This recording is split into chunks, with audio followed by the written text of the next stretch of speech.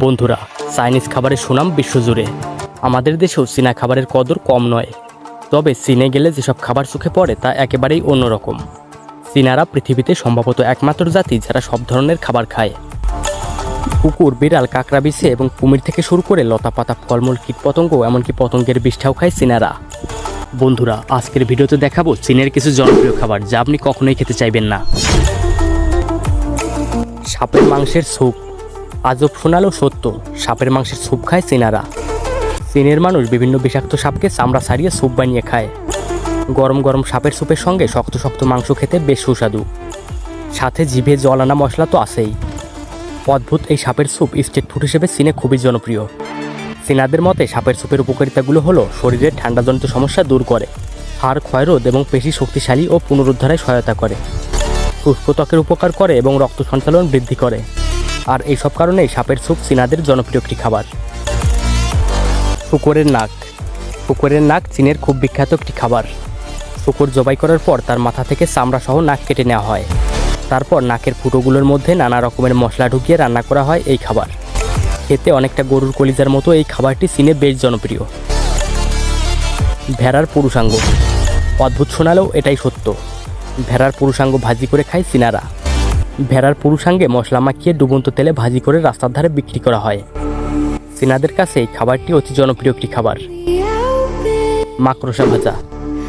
অদ্ভুত খাবারের তালিকায় রয়েছে বড় বড় মাকড়সা ভাজা, যেগুলো দেখলে খাওয়া তো দূরের কথা, ভয়ে আপনার গা শিরশির করবে।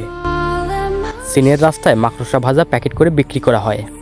চীনাদের কাছে এই খাবারটি অতি জনপ্রিয় একটি খাবার। টিকটিকি ভাজা। কখনো কি শুনেছেন মানুষকে এমন অদ্ভুত খাবার খেতে? কিন্তু চীনারা খায়। টিকটিকি এবং সরীসৃপ জাতীয় প্রাণীগুলো তারা আস্ত তেলে ভেজে খায়। এটা চীনের খুব জনপ্রিয় একটি খাবার। রাস্তার ধারে প্লেটে সাজিয়ে রাখা হয় আস্ত টিকটিকি ভাজা। কুমির ভুনা। কুমিরের নাম শুনতে আপনার মাথায় একটা ছবি ভেসে আসবে, তা হলো ভয়ঙ্কর প্রাণী আপনাকে কাঁচাই চিবিয়ে ফেলবে। কিন্তু আপনি কি কখনো ভেবেছেন যে আপনিও কুমিরকে চাপাতে পারেন? আপনি যদি চায়নাতে থাকেন তাহলে আপনি এটা করতে পারবেন। চাইনিজরা মনে করে কুমিরের মাংস খাওয়া শরীরের জন্য খুবই উপকারী। এছাড়া এই মাংস খাওয়ার ফলে অ্যাজমা বা অন্যান্য ওষুধেরও কাজ করে। কুমির ভুনা চীনের জনপ্রিয় একটি খাবার।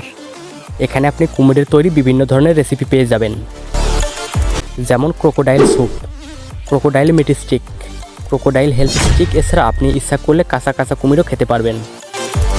ইঁদুরের বারবিকিউ। চীনাদের কাছে বেশ আকর্ষণীয় একটি খাবার হলো ইঁদুর।